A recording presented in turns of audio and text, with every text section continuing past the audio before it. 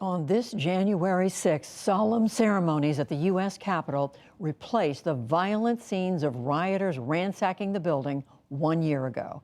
It was also a day when a sitting president denounced the man he succeeded in stark terms. Congressional correspondent Lisa Desjardins begins our coverage. My fellow Americans. Today, a speech, a location, and an anniversary which were all unprecedented. 1 year ago today, in this sacred place, democracy was attacked. In one of the oldest parts of the Capitol, President Biden took on the January 6th attack with his most direct confrontation yet of his predecessor. We must be absolutely clear about what is true and what is a lie. And here's the truth. The former President of the United States of America has created and spread a web of lies about the 2020 election. He's done so because he values power over principle. He can't accept he lost.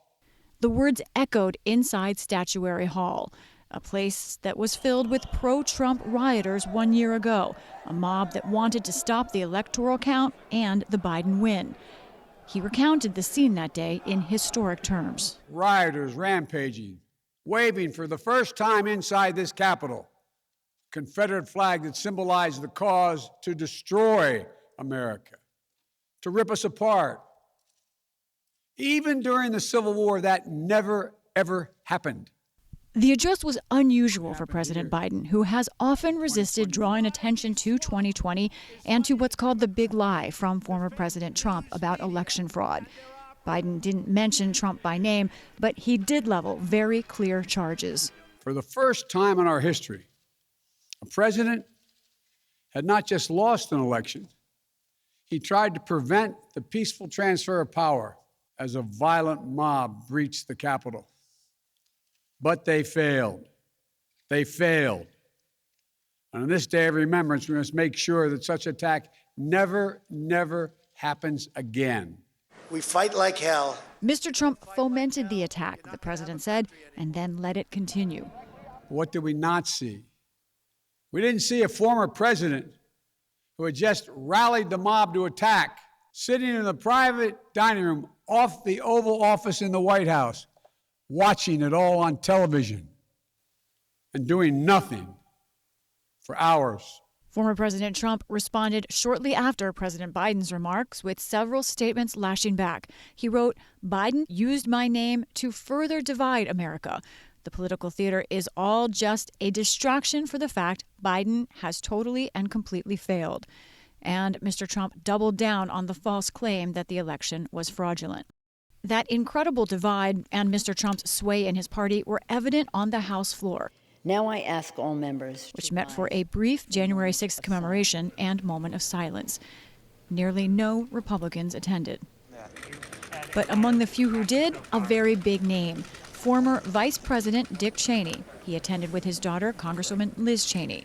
Reporters asked his thoughts on how current Republican leaders have handled January 6th, sparking remarkable pushback from a top party member. It's not a leadership that resembles any of the folks I knew when I was here for 10 years. Cheney used to be considered among the most hard right. But those who hold that position now, Representatives Marjorie Taylor Greene and Matt Gaetz, showed the divide by holding their own separate news conference.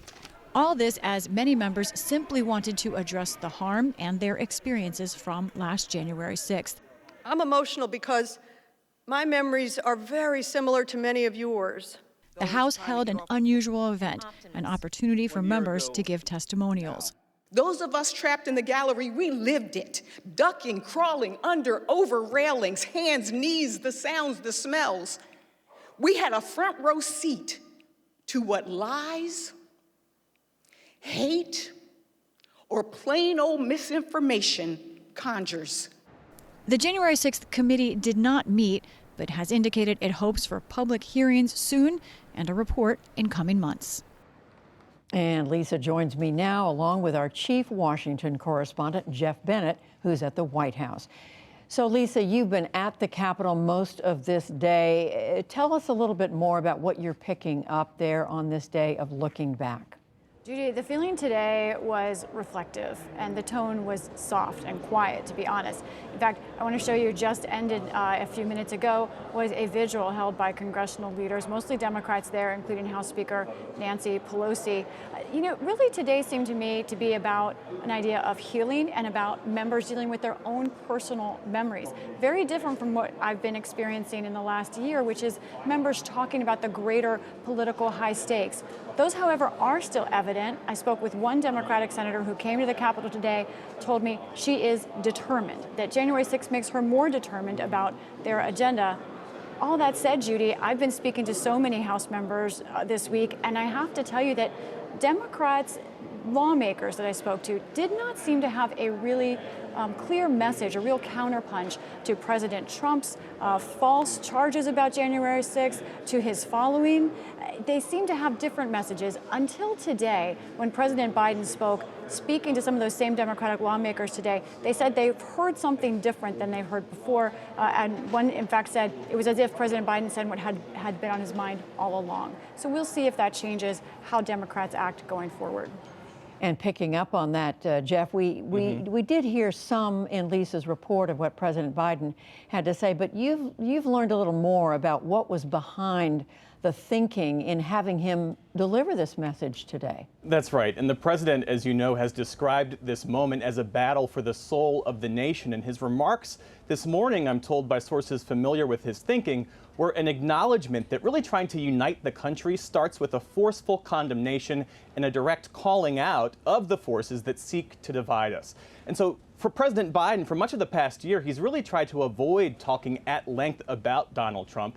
And I'm told that's for a few reasons. One, he didn't want to try to elevate him or sort of draw more attention to the lies the former president told about the election that he lost. He also, Judy, didn't want to really personalize what he sees as being a debate that should focus on trying to defend and preserve the democracy. But really, all of that changed today. President Biden standing in that Capitol he so reveres with a top-to-bottom takedown of Trump and Trumpism. And on his way out of the Capitol, the president was asked by a reporter if his words might have done more to divide than heal. And the president shot back. He said no. He said understanding how to move forward requires an understanding of the extent of the wound.